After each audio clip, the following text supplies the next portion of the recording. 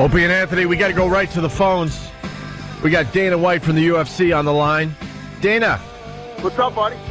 What's up, man? I want to start by telling you I was watching the Olympics. Yeah. And I was thinking to myself, UFC in the Olympics. Wouldn't that be awesome? How cool would that be to see UFC matches featuring guys from around the world? I hope I'm alive to see it. Because last time we talked, I do believe one of your dreams is to take this global, right? Mm-hmm. And I was thinking, in the next 5, 6 years, I mean, we're going everywhere. We're going to. We're already over in the UK. We have an office there. We're going to Spain, Italy, France. We're going down to Dubai. We're going to Australia. We're going to the Philippines. We're taking this thing. Right now, we're in 190 different countries on some form of TV, and now we're going to take the live event to all those places. Yeah, you're just blowing up. But, there's a lot of countries we hate. Could you imagine you watch the American guy just kicking the ass of some country we hate? Oh, yeah. Put country here. I mean, it's not the same when, like, our diving team beats, Iraq's diving team. Who cares? You're not getting that same you know what? It does have that international flavor to it now. I mean, we got Brazilians, guys from England, guys from Croatia. I mean, we've really got people from all over the world. It totally makes sense for this to be an Olympic sport. Think about this. You got boxing, where you can strike with your hands. You've got judo, where you can do chokes and throws and everything else. You got wrestling, where you can do takedowns, and they do taekwondo, where you can use kicks and punches. So it's really just putting it all together. Yeah, absolutely. What it is, mixed martial arts. It should be an Olympic sport, but it's going to take a while. Hey, where are we at with Rampage Jackson? Now, Rampage did our show a couple of times. We love this guy. He was so much fun on our show, a great sense of humor, and he's in a lot of trouble. Now they're saying 2 felonies and 4 misdemeanor charges with that driving incident last month. Yeah, he's the greatest, and he is. He's a gret guy. It's one of those unfortunate things where he, when it happened, I was like, this makes no sense. I've known Rampage for a long time, and the first thing you think of, did he do drugs? Did he do drugs? It's the only thing that makes sense.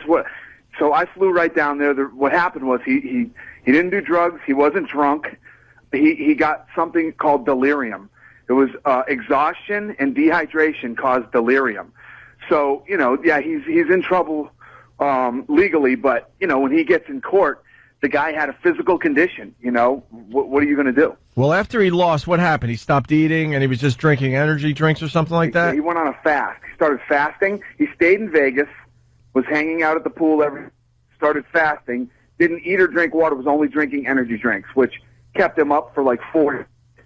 And he didn't sleep for like 4 days, and then he jumped in that ridiculous truck of his, by the way. We've all seen the pictures of Rampage Jackson's truck. Exactly. It's like, 20 feet off the ground, this thing? He had dinner with Lorenzo and I on the Sunday night. Yeah. Then he was acting a little weird that night. We thought he was drunk. Uh-huh. We thought he was drunk. Then he flew home that night, and the next happened. Yeah, then he got in his monster truck and kind of rolled over a bunch of cars. A monster truck. Yeah. And so there's a woman who's he's being sued now by a woman who said she was 16 weeks pregnant, and she's blaming him for her miscarriage. But it happened 2 weeks after the hit and run incident, and you're coming out saying you think she's just kind of digging for some money. Well, actually, they just came. They were going to file. They were wondering if that was true. They were possibly going to file murder charges against him, and it wasn't true. She didn't. The doctor came out and said she didn't lose the baby because of the.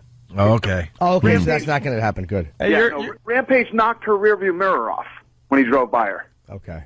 Yeah. Dana White, you're a stand-up guy. You're taking care of your boys. Listen, he's a great guy. I've known him for years. He's a really good person. It'd be a whole nother ball game if he was on drugs or drunk driving down the street hitting cars. You know what I mean? The guy had a physical condition. It could happen to anybody, I guess, if you were fasting out in the sun and drinking energy drinks for 4 days. It could happen to anyone. But have you talked to him recently? Yeah, he was actually in my office yesterday. And he's probably back to being normal, right? Yeah. Well, what happens is that once they released him that night, they released him, and when he came out that night, oh my God, it was crazy. He was not the Rampage that I know. He went home. The police came back and got him from his house. Wow. And took him and brought him in, and he went in for 72 hours of psychiatric evaluation. Can I back you up a second, Dana? Can you imagine you're the police officer? All right, this is what you're doing tonight. You're going to Rampage Jackson's house, and you're going to bring him in tonight, okay? And And go. Yeah, he's right now. He's delirious. 4 days of energy drinks. Go get him. Bring him back. Right. You should have filmed that for a little pregame show for the UFC there, Dana. The reality is, though, he was the whole time through the whole thing. He was very cooperative with the police, Sure. and they 72 hours of psychiatric evaluation, and then they find out he's got delirium. So they treated him for it. They made him stay in the hospital. They had to put IVs in him, and they made him sleep. So he basically no medication or anything like that. It was dehydrated. Have you ever known anybody that's been dehydrated before? No. It's pretty crazy. no. Yeah. It's pretty crazy when that happens to you. Hey, before we move on to the Chuck Liddell fight, that's why you're calling today. Kimbo Slice, I got to be honest. He piques my interest, this Kimbo Slice. But when we talk to yourself and other guys from the UFC, they're like, he's a joke. Where are we at with Kimbo Slice? Do you know who he's fighting?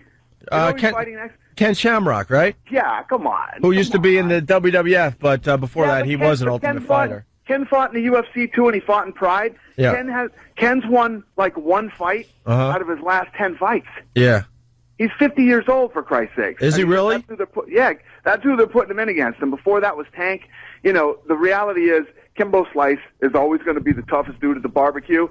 He can't compete in this sport. So why is there always a buzz with this Kimbo Slice guy? Because of the internet. Mm-hmm. You know, you go on the internet and you see this guy fighting people in backyards. Right. And that's why I always say, he's the toughest dude at the barbecue, but he's not an athlete, and he would get annihilated in the UFC. They seem to know that too. It's like they're pairing him up, like you said, against guys. Like, didn't they want him to fight the guy, the Boston cop who beat him in that one match? Yeah. Yeah. And the Boston cop that beat him in that match is not capable of fighting anymore. Hey, Dana, would you ever? Jeez, really? Why? What happened? He's messed up. He was messed up after that fight. That guy's been in boxing for a long time. He's a good guy. I've known him for a while, and he's in no condition to fight anybody. Oh, I didn't know that. Ken Shamrock is in this deal with us where he claims he has one more fight with us.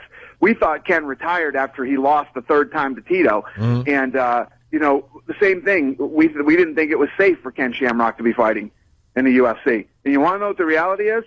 Ken Shamrock shouldn't be fighting in the UFC. Ken Shamrock went over to England and lost to some no-name guy over in England. Probably, I think that was about a year ago. And you know what? Ken might beat Kimbo. Oh, yeah. If Ken Shamrock beats Kimbo, that would be the end of Kimbo Slice. Yeah. Well, the last guy that Kimbo fought on CBS, they brought in this guy literally from the morgue for Kimbo to beat up, and Kimbo almost lost to him. You got to be honest with Dana. The ratings they got, it must have been a little frustrating to you, huh? No, not at all. We expected that. Okay. The first time ever on network television, believe me, we knew that was going to happen, especially with the hype that was around him from the internet. And but I don't think they'll pull those kind of numbers with him again after seeing his last fight. Right. Hey, would you ever do like a Vince McMahon thing and really get a little crazy with the UFC, like do basement matches or no? Yeah. No way. No. You're gonna keep it. I don't know. It's worth wacky costumes and it's worth asking. Maybe not wacky costumes, but gay moves, gay finishing moves that we saw. Do a match on the top of a building or something. I don't know. Hey, were you surprised? Everyone's talking about from Russia, obviously Fedor Emelianenko, if I'm saying his name right, and then the big Tim Sylvia fight, and he beat him in 36 seconds, I think. Yeah. I mean, that was a destruction. Was I surprised about that? I mean, I don't think anybody wasn't. I mean, you couldn't be not shocked to see the guy go down so fast. Well, we cut Tim.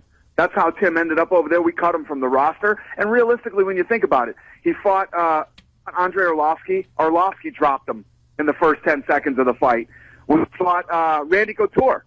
Randy Couture hit him with a right hand and dropped him and got his back just like Fedor did, but couldn't sink the choke that Fedor sunk. Right. Tim Sylvia's been getting knocked on his ass for years.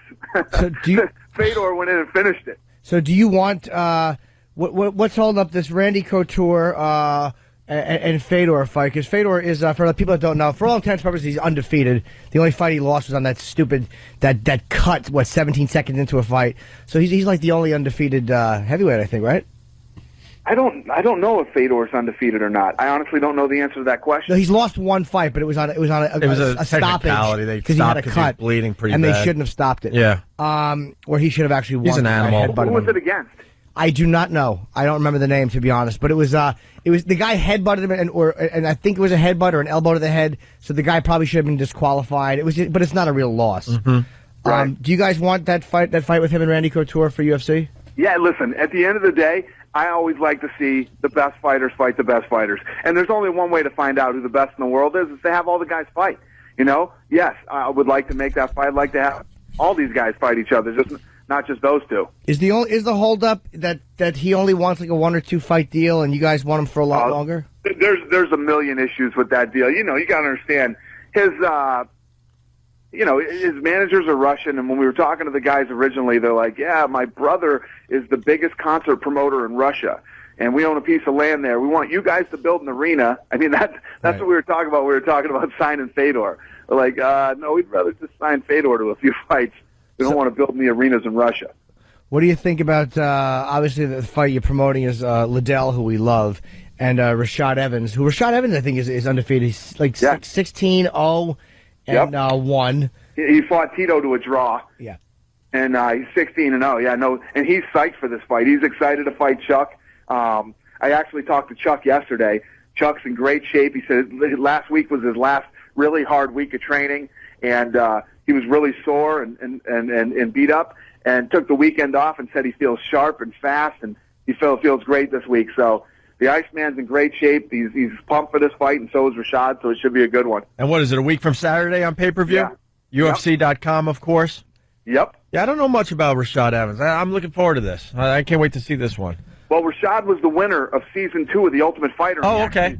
He actually won at heavyweight. This guy was beating heavyweights, and he moved down to 205 pounds, and he's gone undefeated since Season 2 of The Ultimate Fighter. Wow. What are the odds of, because I think Liddell is, I mean, people just love Chuck Liddell. I mean, he's 39.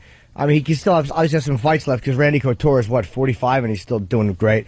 Right. What are the odds of Liddell or Rashad Evans, whoever wins, getting a shot at Forrest Griffin for the title? Absolutely, yeah. Whoever wins this fight is in the mix. Hey, Dana, is 39 too old for the UFC?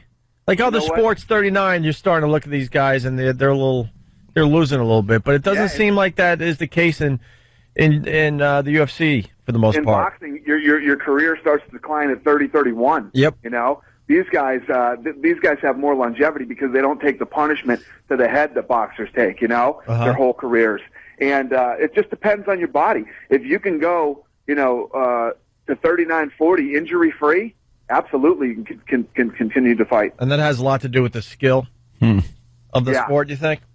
Absolutely. Hey, well, what's starting to happen now, too, is think about this. Matt Hughes came from one style. He was a wrestler. Chuck Liddell came from one style.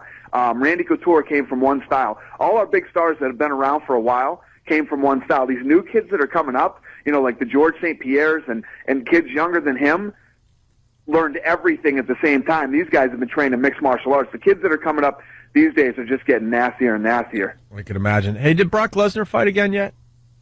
Yeah. You didn't see the Brock Lesnar fight? He fought Heath Herring? What happened? I have no idea. Food.